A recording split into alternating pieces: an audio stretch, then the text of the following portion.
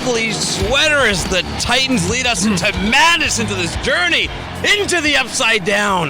Yeah, it is Upside Down. We've been underdogs over and over, and we are all over again. You know, the more I've stared at this sweater jersey thing, the more I think it's kind of beautiful. Yeah. I don't think it's so ugly. It looks, now that I have to hand you, that's ugly. Well, you know, this has actually a feature where you can take the sequins.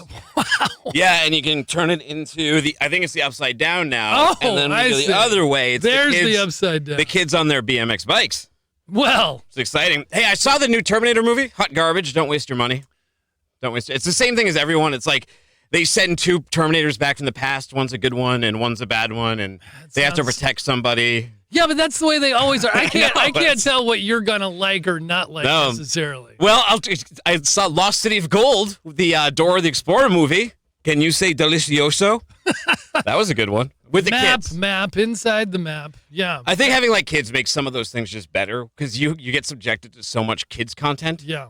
The other thing I saw was the Aaron Hernandez thing on Netflix, which was kind of interesting, but being in I was in Massachusetts during the time, so I got kind of like an A-load of that stuff already. Yeah. Well, you know, speaking of things I watched, I tried The Messiah after one episode. It gets 92 ratings on Rotten Tomatoes, but like you've said, you can't trust that. No. It's like it leads you after the first episode. It could have been a good concept, needed to stay more focused, too many tangents. I'm on to the Eddie Murphy Dolomite. Oh. And it's up for like some awards, and I'm telling you, it's on Netflix. Dolomite, it's awesome. Well, I highly recommend. I don't know if they're Dolomite, but these guys are dynamite. This episode is brought to you by DHL Supply Chain, the world's leading logistics company. DHL Supply Chain's team of experts simplify the complex and work with you to find solutions to your biggest transportation challenges. Yes! Learn how DHL can help your business. Tell them, Chad. At logistics.dhl.com.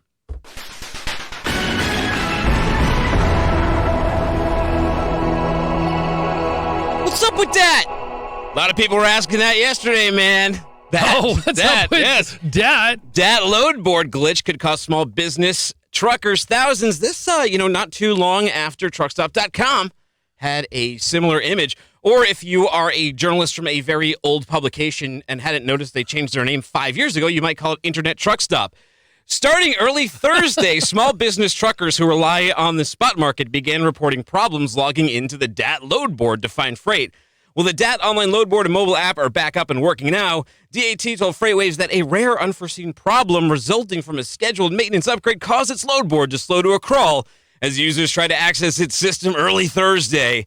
It has to do with basically the amount of data that was running through the system. Jeff Hopper, chief marketing officer at DAT, told FreightWaves it was running at capacity, which is partly why they were updating the system to handle more capacity. It was just an unforeseen problem where the system couldn't handle the load volume during the initial turn-on after these upgrades. Welcome to 2020. They tried to get Jurassic Park back online, and it just didn't. The Raptors were already out. I think, just an unforeseen thing. Engineers worked frantically Thursday to purge old data, which took several hours until the system could handle the capacity to run at full speed, Hopper said. Some truck drivers were concerned the DAT, headquartered in Portland, Oregon, had been hit, of course, by a ransomware attack similar to the one that struck its competitor, Truckstop.com, a few days before Christmas. However, Hopper said that wasn't the case. Yeah, owner-operators who rely solely on the spot market, they told FreightWaves that they were struggling to find loads and were sitting in their trucks waiting for the DAT system to come back up Thursday. And here's the kicker, though. They said they switched to DAT after leaving Truckstop.com following that ransomware attack on the system, and now they're left with nothing. No, it's back up. So Jurassic Park is back online. Yeah, the freight show must go on. So, you can't pause it for a little while, right? It disrupts things. Fleet bankruptcies add downward pressure to used truck prices. That's right. Idled power units from fleet failures and bankruptcies are further pressuring used truck prices that closed the year 14% lower on average compared with 2018. By the way, Philip Stewart, he says that that sweater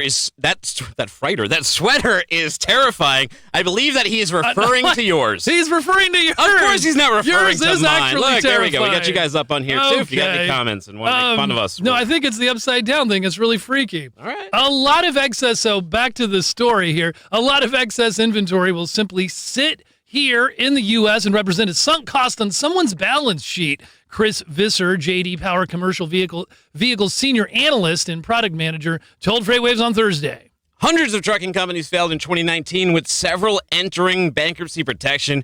Their unused trucks may end up being sold to raise cash to pay creditors, but some less desirable models will end up being scrapped. Nobody wants them.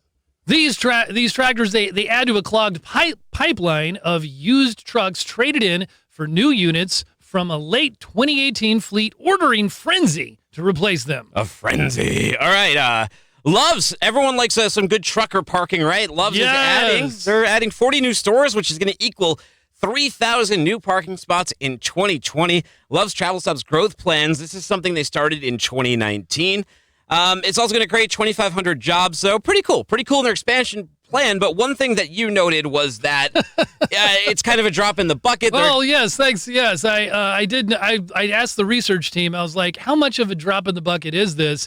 And apparently, you all may know this, but they're about estimated, this is hard to quantify, but there's an estimated 2 million over-the-road truckers, right? And there is an estimated 300 to 400,000 parking spots.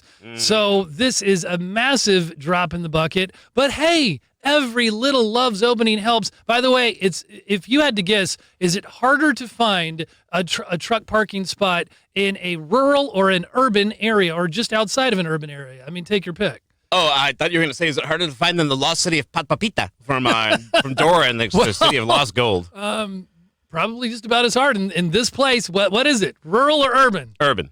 Incorrect. I meant rural. I mean, why would you ask if it was the other way? Exactly. No, It's because it's surprising that is actually more the urban. They have a lot more opportunities. Anyway, if the Love's company opens up 40 stores and 3,000 parking lots, that's a ratio of 75 spots per store. And that's roughly in line with what one gets when averaging the parking spots connected to prior store openings. We got to call Jim Monkmeyer. We have a story about AB5 that the temporary injunction is turning into a preliminary injunction, so it looks like some movement's going to happen there. If we have time at the end of the show, we will jump back into that. Okay. But at the moment, we got to spend 5 good minutes with Jim Monkmeyer. He is from DHL.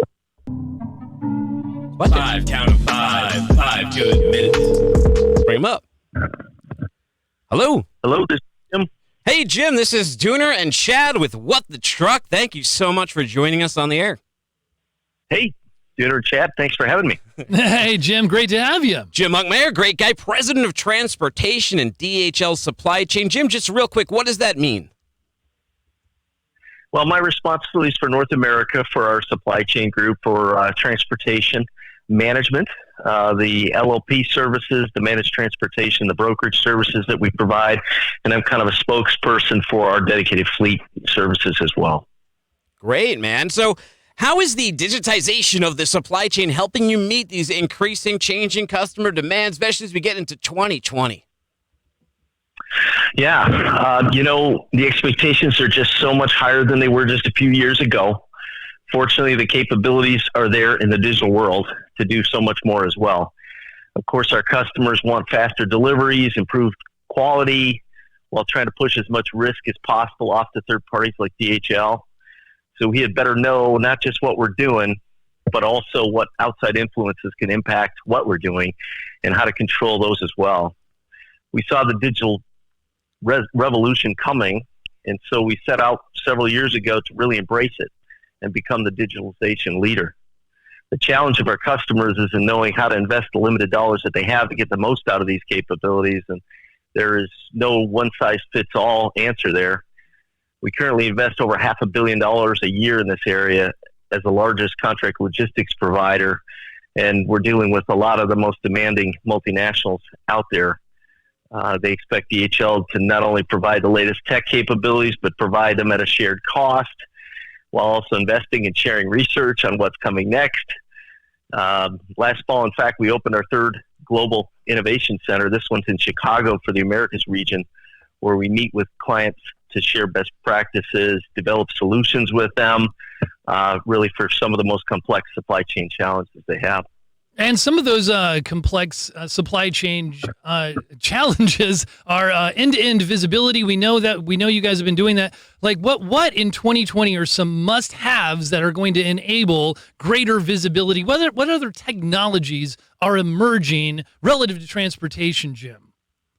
Yeah, we're using all kinds of methods, as many are in this arena, because it depends on what the customers need. It depends on what the carriers can provide and the freight forwarders. So we're still using traditional EDI, but we use API. We use robotic process automation to go out and pull data off of carrier websites. And, of course, the old-fashioned way, we still let carriers key data in if that's the method that's mandated and if the customers are accepting of that. You know what makes me excited is autonomous vehicles. How do you see them evolving? Because we see all sorts of estimations about it's going to be at the end of the 2020s or the 2030s, or not really till 2050. I think it's going to happen a lot more rapidly than we think. I do too. How about you? I think it'll happen more rapidly. I agree with you. I think, first of all, it's inevitable. You know, I've had the opportunity to ride in an autonomous truck on the city streets and interstate in Phoenix, and I can tell you the technology is there today. Obviously, there's concerns about safety and the reputation because one accident gets the press, right? And even though the trucks are already probably safer than most drivers out there, right? Especially when you're driving late at night and you're running long hauls.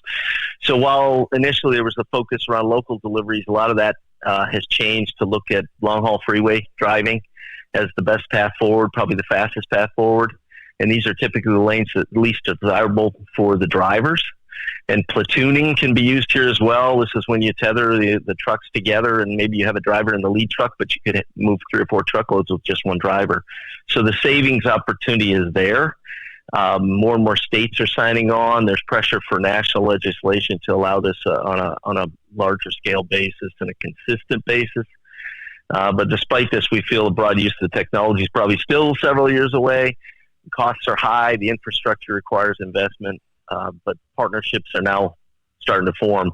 Jim, does that can handle some of that. Does platooning still excite you? I ask because I remember in 2018 there were so many articles, and I bet Chad, you wrote and read many yourself about platooning, and people were really hot on it. But then 2019 didn't excite me then. I know, but 2019 you were hearing a lot less about platooning. Nobody was talking about platooning. Is it going to be back in 2020? It's going to be back. I don't know about 2020, but yes. We got to get it working first. Autonomous trucks, we got to get one of them working, and then we can look at more. But I've driven out west, long distances over the Rocky Mountains. It is a long, straight road, and it's just perfect for this type of capability. And eventually, it'll be there. I would think that, as you have the autonomous and everything is lining up, that the platooning would just add to the efficiency. But Jim, what is top of mind for your most advanced customers as we head into this next decade? What's keeping them up at night? And what is DHL Supply Chain doing to solve their challenges? They're infants. They're all new parents, Chad. Yeah. There's a lot going on. I guess what I hear most probably from customers is around better information to drive consistent performances with no surprises. They're trying to get more consistency and an understanding of what's going on, and then our ability to help them manage those exceptions when they do occur. But they want obviously less of them, and they want them handled in the appropriate way. So more and more are asking us for data to run their own analytics. They're working jointly with us to create networks that minimize those exceptions. At the same time, they want more from us in the way of real-time actionable data, only more. And to get that sooner and to give them options before the real impact of cost hits them. And we're able to do that through, Resilience 360 is a tool that we use for tracking global disruptions, weather, strikes, things like that. We have that tied in with our TMS so that we can see what shipments are impacted and what we think the impact's going to be. And then again, come to them with options sooner than later so that more options exist that can help keep the issue contained. Got to mitigate that risk. Risk visibility is going to become a big topic in 2020, especially as the software advances in that direction. Hey, Jim, how do people learn more? How do they reach out to you? Yeah, go to DHL.com and learn more. Thank you very much. Okay. Thanks for joining us. Thanks, Jim. We appreciate it. Have a great weekend. Jim Monkmeyer, president of Transportation and Supply Chain. Yeah, great guy. Hey, Marcio Good S. stuff. He says, love trucks. He worked for 30 years at Ford South America Commercial Trucks. Well, Marcio, Thanks for listening. thanks for your service, and thank you for listening. Now it's time to get into that pricing power index with Kevin Hill from the Freight Intel Group, Kevin, the King of the research Hill. team. Where are you? I Kevin, don't King know. of the Hill. Stand us up.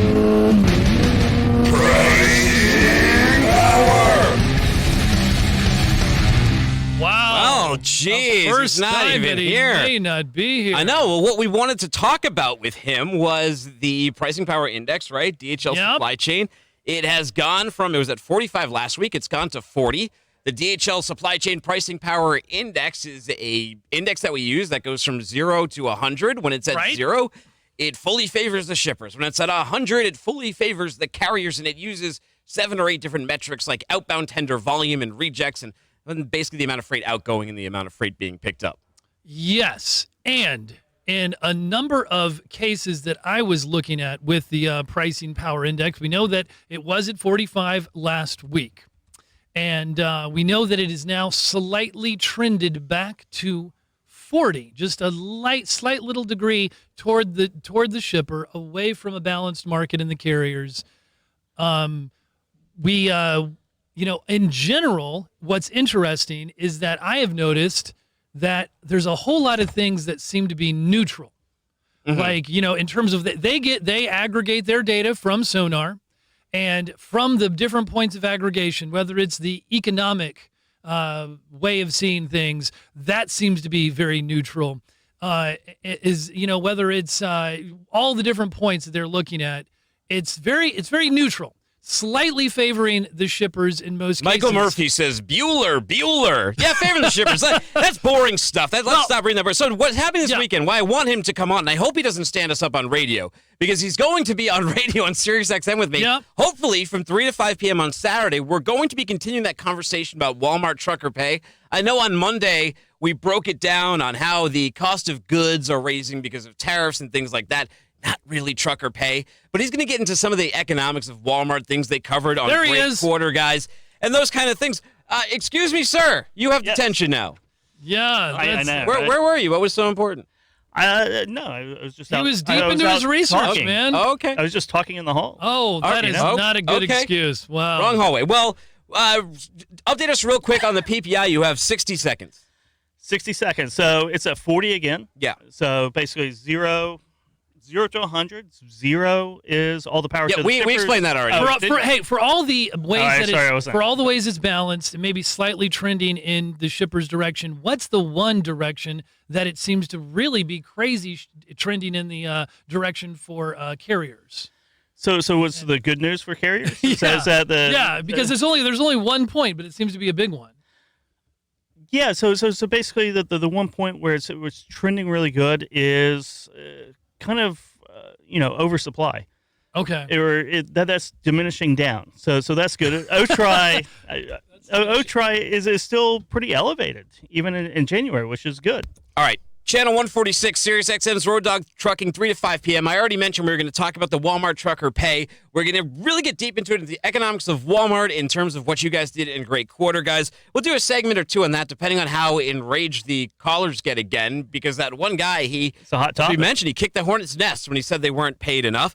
Trucker parking might come up. Loves is adding a few spaces, but according to your group, it's not. That's always a fun topic. There's like 5 trucks to every parking spot. Yeah. In the U.S. Yeah, man. 5 or 6. That's crazy. Yeah. Nuclear verdicts is another topic we're going to cover. That's a huge What topic. about XPO? What do you think about what XPO's doing?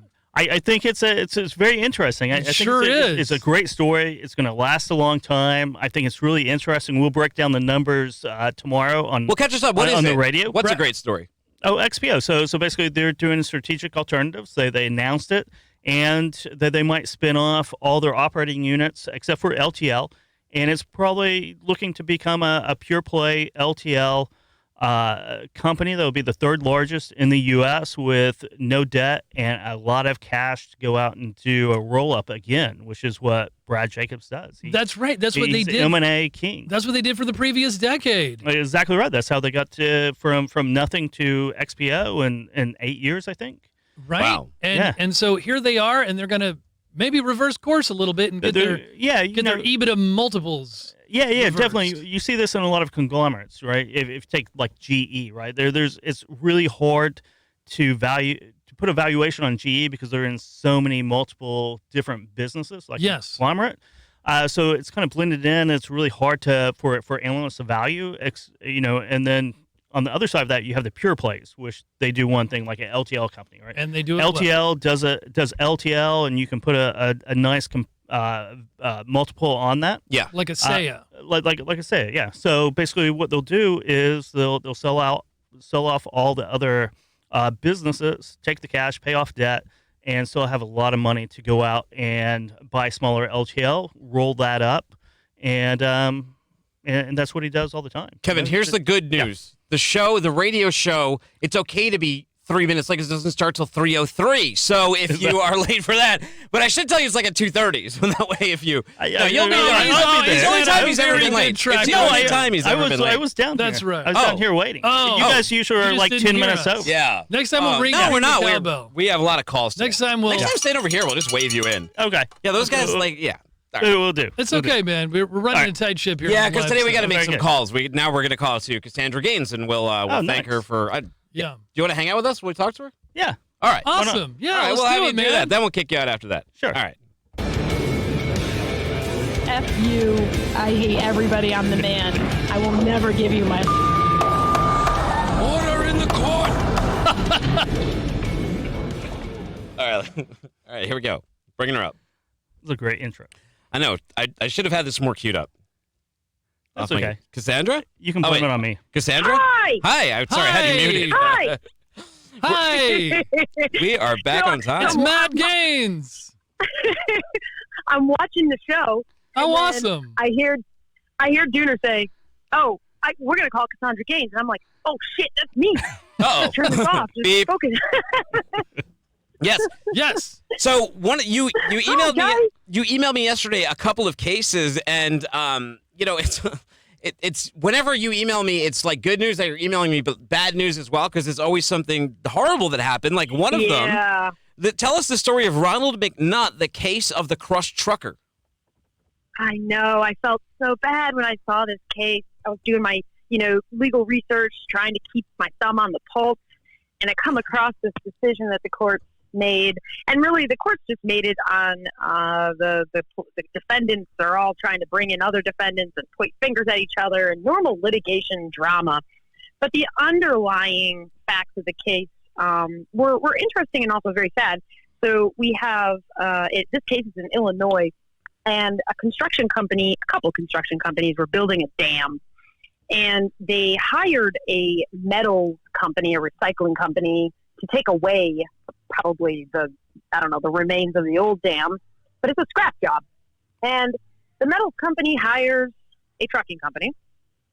The trucking company starts hauling the scrap metal using a flatbed, and their driver, McNutt, the plaintiff here, was unloading the flatbed, and the metal pipes fell on him and crushed him and killed him. And he left behind, so he's 58 years old. His name is Ronald McNutt. I couldn't find a lot of information on him. And he left behind a daughter who at the time was 31 years old. This was a couple of years ago. So oddly, they're still fighting over this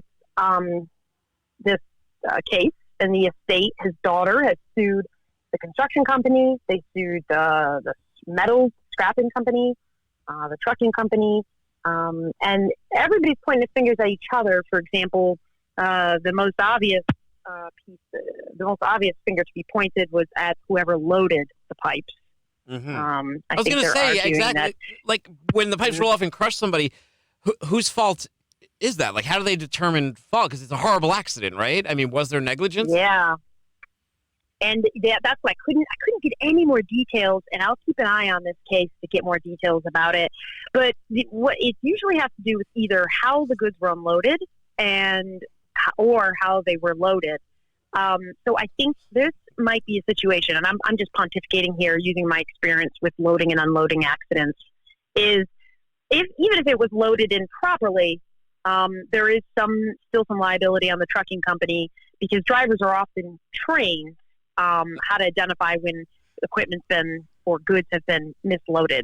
That could be different here. There could be something else going on here that the driver would not have noticed and hurt himself, and actually he died here. So Cassandra, Chad's you can't. Cassandra, I'm you can't raising see my Chad, hand. but he's raising. Or the audience I can't feel either, like I'm in. but he's raising I'm in his hand class. in here.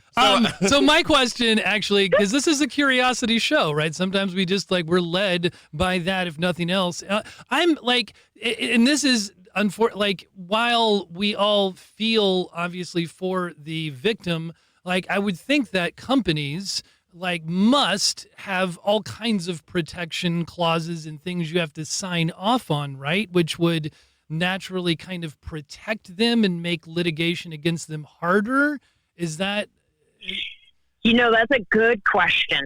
So, and that is going to be a big dispute in this lawsuit, because we have so many entities involved and they're pointing fingers at each other. Yeah. And I noticed that there were some arguments about contracts and who pays for what.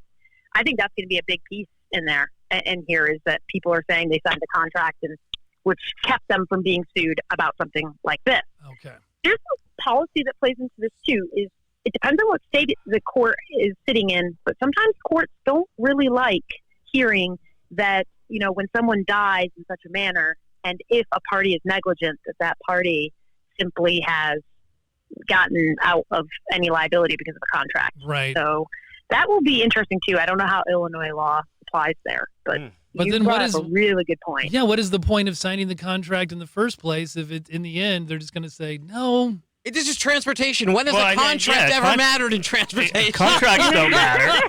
Telling me? Contracts don't matter. Different. As someone who's litigated a lot of cases, it gives you an argument where you didn't have an argument.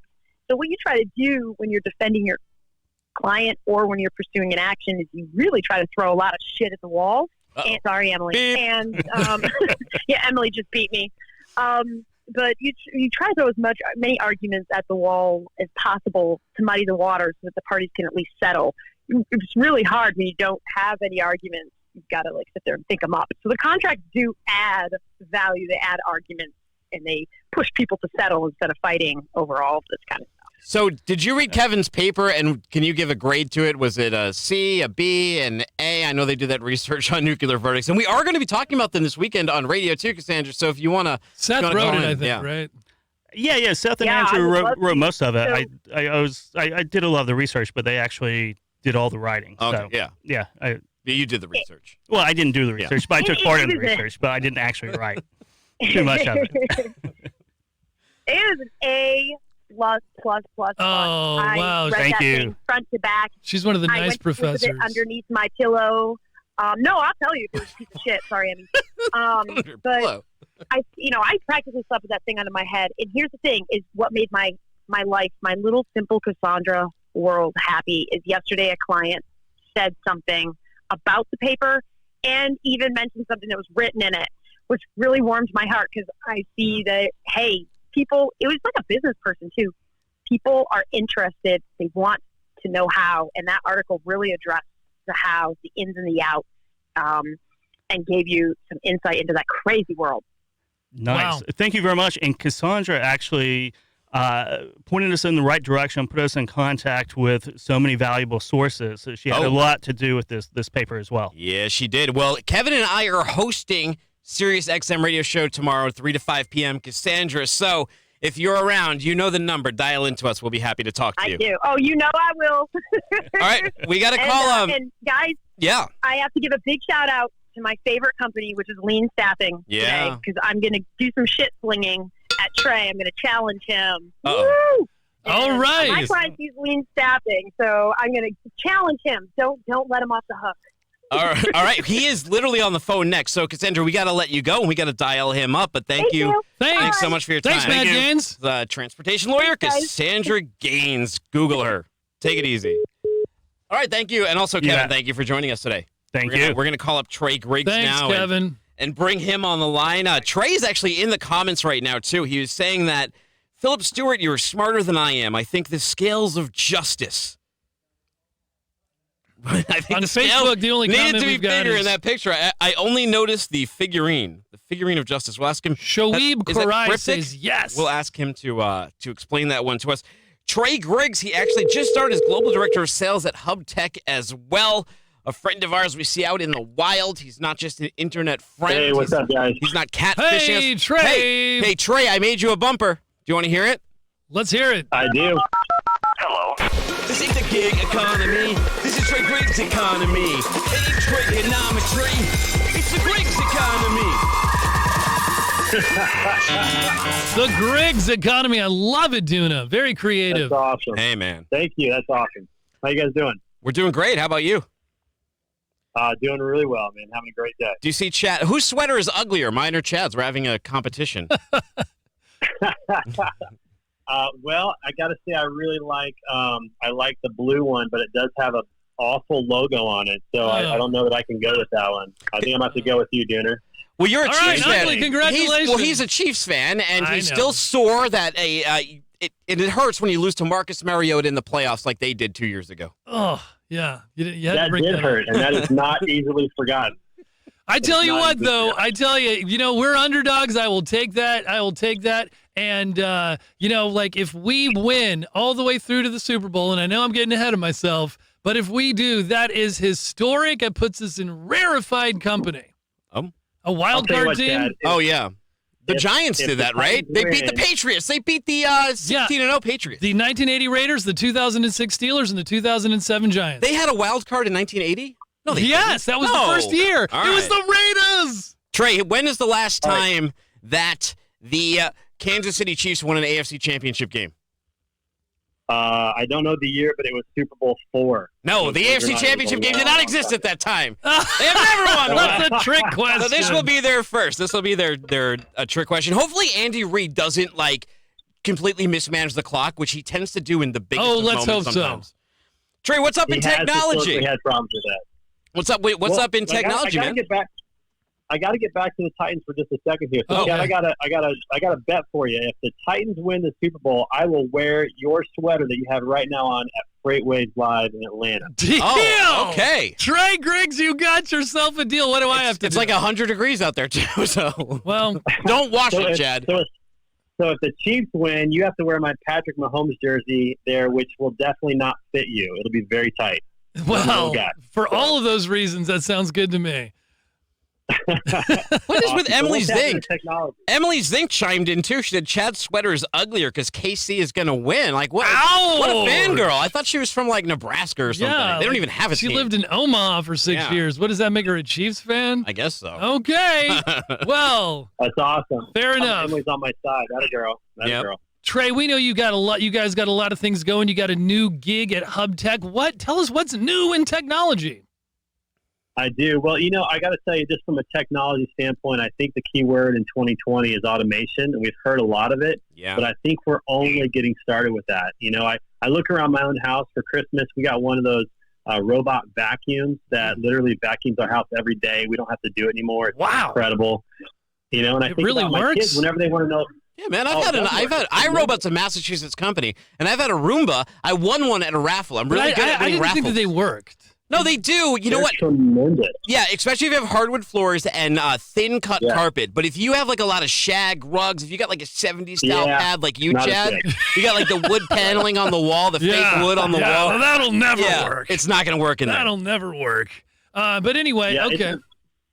It's amazing how much dust, comes out of that. So that definitely does work. But, on another front, too, I look at my kids, and whenever they want to know the weather, they don't go to the TV or a computer. They don't even go to a smartphone anymore. They literally say, Alexa, what's the weather? And they get it.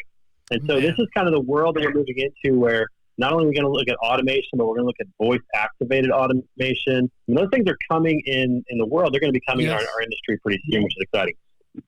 Yes, it is. We just had the right here in Chattanooga. We are the host of the Project Voice Automation Conference. I mean, they've been celebrating it here, and this new generation, what are they up to? It's crazy. Well, hold on a second. Trey says he has an Alexa. So, Trey, if you add the skill FreightWaves to your Alexa, all you got to do in the morning is say, "What are my news briefs?" or play my news briefs, and you will hear my voice come out of there reading you the morning minute, the fastest minute in freight with all the headlines. You could get surrounded by Dooner, man. Again, just nonstop. Nice promo there, but absolutely, you guys have definitely hit the nail on the head. You've hit the outlets that people are going to be accessing for the next 5-10 years for sure. Hey, you got a luncheon tour coming up. Plug it for us. Let us know what's up with that. We do, yeah. So I just came over to HubTech. Very excited about what we're doing here. Historically, HubTech's been a strategic consulting and nearshore staffing solution, but I'm really excited to announce that we're coming out with robotic process automation, which is going to streamline so many processes in this industry. RPA is phenomenal technology. And so we're basically doing a tour. We're going to go and talk about that. We're going to help people understand what RPA is and talk about how it affects labor and how it's going to benefit them. And so we're starting off with a tour. We got our first date in Phoenix on Thursday, January 30th. And so that's going to be exciting. If people are interested in coming, they can reach out to me. I'm also going to be posting on LinkedIn about it. They can sign up to go to it. It's a free luncheon. So we're going to give you a great meal at a great spot and talk to you a lot about technology and what's coming and really help people out in that front. Second date is Friday, January 31st in Salt Lake City, followed by Monday, February 3rd in Portland, Oregon. Those are our first 3 dates. There will be many others. And if you want us to come to your town and talk about technology and staffing and labor solutions, roadshow, RPA. I think a lot of people are very interested in those topics. So you're kind of out west right now. Those are some we need to put those up in some show notes or help people remember those dates and places. Yeah, Mr. Griggs, thank you for joining us today. We appreciate it. Hey, thanks for having me, guys. Good Thanks, talk. Trey. Go enjoy the game this weekend, even if you lose. Bye. All right. So see you later. Thanks. Bye. Thanks. So on that front, they say there's no free lunches, right? Well, unless you go to that HubTech luncheon. That would be great. The bad news and good news. All right, so good news, bad news. Here's one for you. Good news, the U.S. and China have signed this Phase 1 trade deal on Wednesday. Ooh, let the flares go out. As part of that, the U.S. will increase its exports to China by $200 billion. Sounds great, doesn't it? Wow, you got me so excited, don't you? Here's the bad news. As the LA Times wrote, even after the agreement, the average U.S. tariff on China imports will still be 19.3%, a modest reduction from the pre-agreement level of 21%, and more than 6 times its level of 3% before Trump launched this tariff war. Other bad news, too. It's good news that they're going to buy these soybeans, but it's bad news that now... I thought we were trying to get away from this codependency with China, but now these farmers, what if there's another trade fight? What if there's another trade war? What are they going to do with all these excess soybeans? I've also heard some takes that this is China's we're going to do this so Trump feels good about getting some good headlines. The Chinese strategy. Well, there's a secret annex that was signed too, a top secret annex that nobody can read that put an addendum on there. If you listen to Port Report yesterday, Henry and I broke down this whole trade deal. It's a little more sizzle than steak. Yeah. Well, I almost wish I hadn't heard the good news there because boy, was that some bad news. No, it was not that bad. It's okay. Good news. Nestle putting up nearly $2.1 billion with a B toward cutting its use of plastic made from fossil fuels by 1/3 over the next 5 years. Bad news. Bad news has proven to be a challenge because suppliers need high-quality material that is safe for direct contact with food. And much of that packaging now is made from several materials more costly and difficult to recycle. So they're putting a lot of money behind it still as a tough piece of plastic to crack. Yeah, we've talked about this one before when you just start becoming more Greta Thunbergized and just thinking about your packaging and everything. And especially the rise of e-commerce, because now it's not like when you go to Walmart, you get, you buy the toy and it comes in a box and you have that to throw away. But now you have everything is exponentially twice the boxes. Especially when you're dealing with food grade type of stuff. Yeah. Apparently. So, Oh, even more boxes. Yeah, it's hard to. You can't just even throw more like higher grade, more complicated kind of packaging materials. Remember those like things that like remember when you'd buy like a headset from like Walgreens or CVS, a Walkman, and it would be in that like the awful like packaging that you had to cut through with like bone scissors. Oh, there's still lots of things like that, like batteries. Those are in that really the batteries at least are a little I don't know. You can cut yourself on that stuff too. Yes.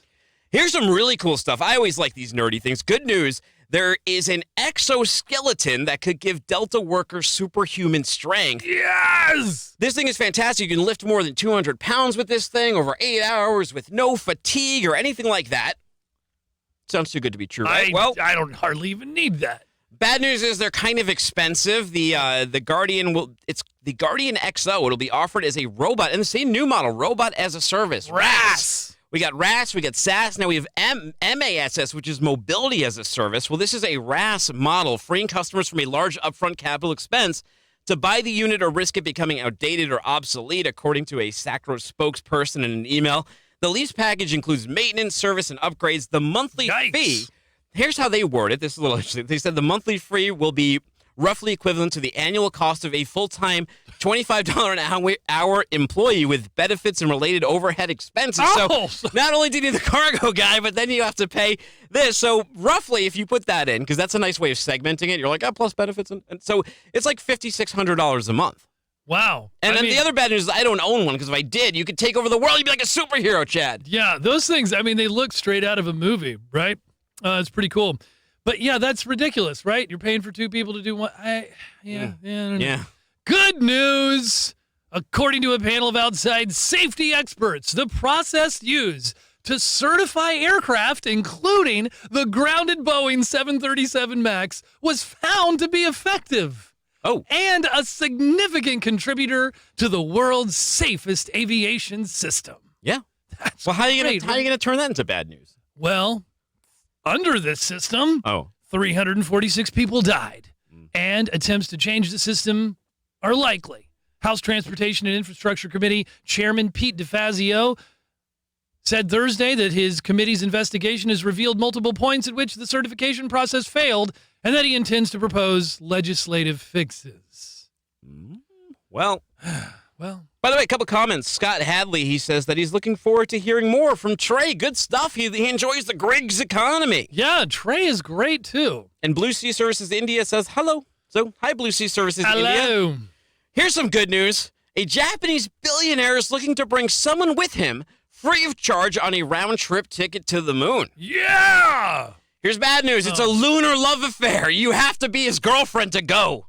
What? The rocket ship to romance will lift off in 2023 on Elon Musk's SpaceX, according to CNN multiple choice questions. So he's put like a survey out like we did for our podcast. He put out one as a suitor. And the questions were how good you are at cooking. Jeez, what is this? Like Leave It to Beaver? I know. 1950s. How good they're cooking. What they change about his appearance. How motivated they are by his money. Yikes. And perhaps useful to know before spending a week together in a spaceship, he wanted to know how they would react if he farted, if he passed wind. Wow. Interesting series of questions. I know. He said that it makes me wonder, Chad, do snakes fart?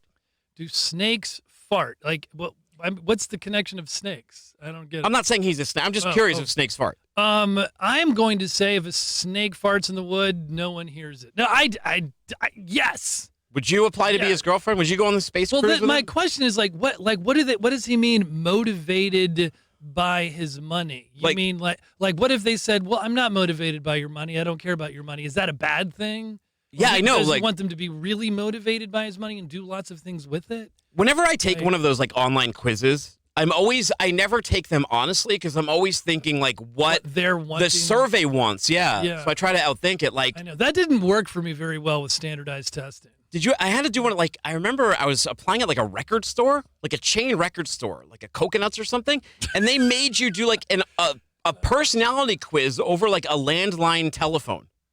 Wow. I didn't get the job too. I must have failed that miserably. But I was trying to answer like I thought a normal person would. But maybe I don't know. No, you couldn't be normal. I didn't beat the test. That reminds me of the Jack Black character in High Fidelity. Just caring a little too much about the record collection, kind of chasing good customers away. Anyway, I thought that I would turn good news, bad news on its head and go bad news, good news. Okay. Okay, so bad news.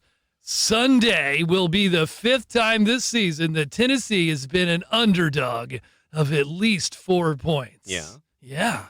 Good news, it won each of the first 4 outright, including beating Kansas City in Week 10. Yeah. Yeah. Hey, by the way, Marcio, he says that Moon, he wants to go. He'll take it up.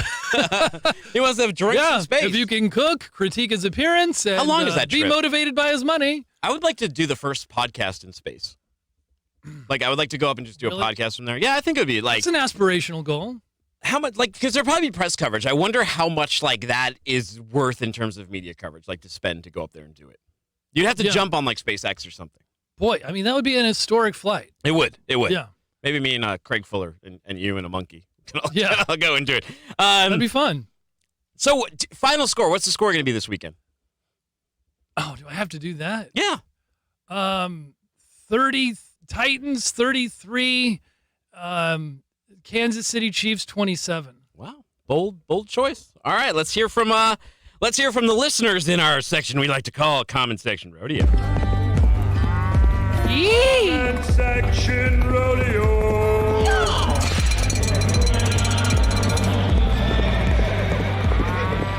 All right, okay. So this is from the story. Colorado trucking company to cease operations after 39 years. Employees say.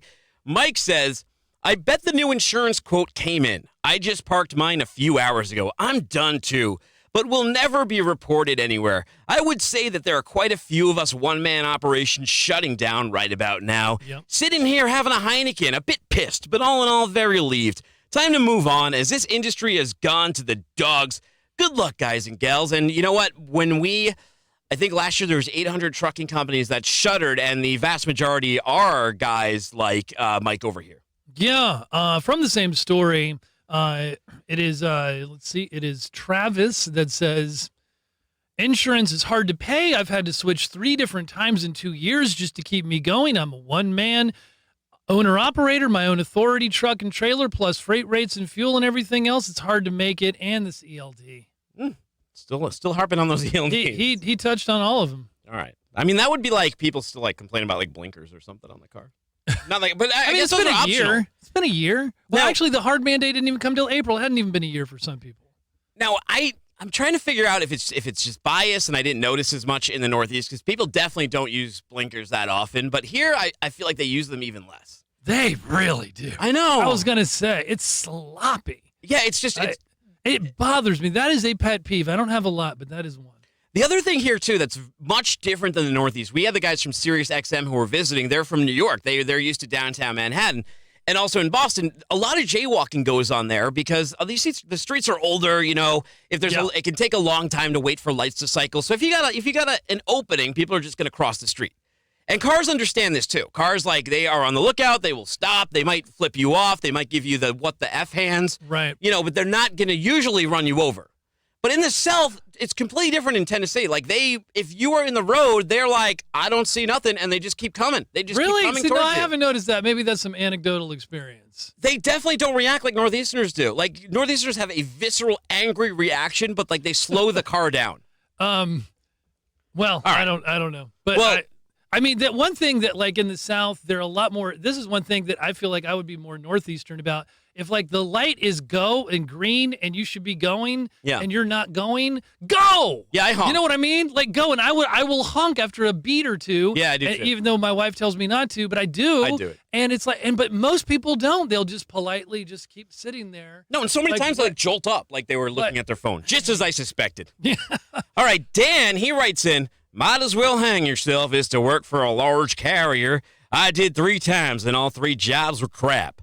Out of thousands, you're just your employee's ID number, something just as personal. As in warm butt in the seat. That's it. Hell, I've got a travel mug from one. I'm going to have a longer life than the company. Well, they're Celadon, so who knows? Pitiful the way mom and pop are screwing everybody. The same. It's called greed. I think, well, they're Canadian, but not Celadon. Oh, well, they're Canadian. Oh, okay. Easy. Oh, Right. all right. Anyway. I was like, I think we already know the answer. Okay, so Noble One says on the same story, the company had a dedicated account with Walmart for over 34 years, hauling drop and hook freight to stores in Colorado, Wyoming, and the Dakotas and Montana, according to the H.H. Williams website. Wow, that's the cream of the crop. Drop and hook and directly for the biggest retailers in the world with no middleman. They should have offered the employees to take over the business. Perhaps they did, and the employees refused. Buy, transfer ownership, the business, and change the name, period. Too bad, in my humble opinion. All right. Well, from the article, XPO Logistics begins the process of maybe breaking itself up. You heard Kevin Hill touch on that a little bit. Yes. We're going to talk about it on the radio show. So here's Big D. All you big companies are scared when you hear Amazon, but the truth is most of these big trucking companies have been around 30-plus years, and now you change what's been working because of one company and then help that company get bigger, make them grow on their own. See, without a third party, Amazon is not as big as they are, not giving good benefit to their employees and drivers. That experienced driver pool is about to shrink because this clearinghouse of all big companies did no third party with them for 1 year. Just 1 year, they would stop trying to bully everybody. Well, So he's saying just avoid Amazon for a year. Yeah, maybe we should all cancel our Amazon Prime accounts and not automate all of our purchases. CA Trucker says, good idea. Hopefully sell to smaller companies who know their customers personally and actually like their job. Please change the LTL name back to Conway, or better yet, Consolidated FreightWaves. Cornflake. CF was a true trailblazer, designing their own tractors and trailers and building a national network. They all had diesel in their veins. They damn near paved the West. Now, check out our online Hall of Fame. It's an article we post every week. Consolidated FreightWaves, Cornflakes was one of those. I think it might have been the first Hall of Fame inductee. Jervik, a LTL reefer company, very well known in the LTL reefer space. Kind of a rare thing, too. Until you go to the reefer, you don't realize how hard LTL and a good reefer carrier is fine. But Hard to good come stuff. by. Okay, here's from the article. Trucking rates may be moving towards a melt-up. And this is from Hungry Owner Operator. If rates don't increase, more owner-operators will be folding. Maybe another 70s-style shutdown is overdue. It would only take a week to drive up rates. I could use a week vacation at home with family while warehouses filled up and store shelves got empty. The market would drop by 30%. Keep pushing corporate thieves. New regulation is created for one reason, to generate revenue for the government. Wow. It's almost like once upon a time you might have talked that way. Yeah. It's Christopher says, 70 strike like they did when Hoffa was around. Whoa. These dirty bastards seem to forget that fancy car was brought to them by a truck. That dinner they eat was brought by a truck. And when they come to collect, they bring a truck. Stand up, American truck drivers, because the paper you're standing on was brought by a truck. Wow, think about that. Think about that. The irony. The road was brought by a truck. No, I know everything. Wait, then what came first, the truck or the road? Oh! Well, the roads in 1950. No, the trucks were there first in the 1900s. All right. With no highway interstate system. Noble One is back, and I kind of have a different interpretation of him. What's the solution that you're proposing through a shutdown? You need to have a realistic and well-defined plan.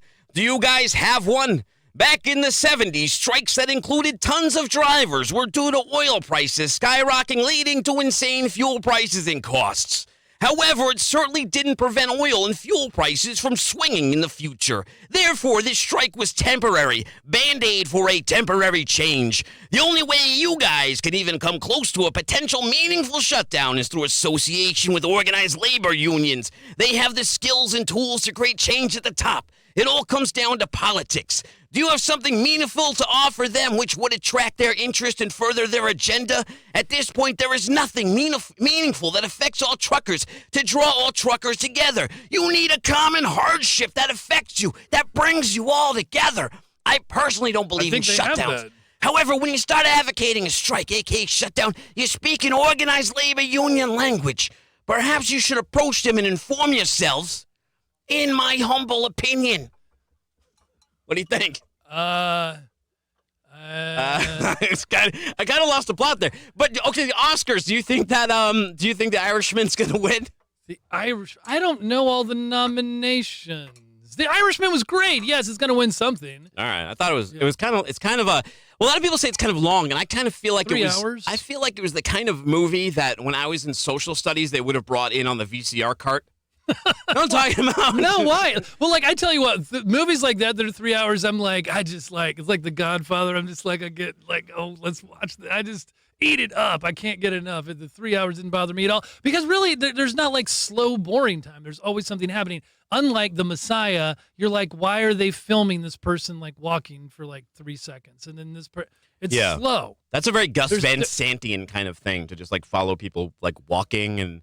It's real life. Seems very You don't have to film people going to the bathroom. 1950s Yeah. as well. Just, Hey! Yeah, because back then you had to like cut film with scissors and stuff. So it was like, you know, like can't really make a quick cut watch here. the writer catch the train. Yeah, Writing. just have them go. That's when scores became important, right? So you'd have like some Sergio Leone or something, you know, just playing in the background, a little John Williams.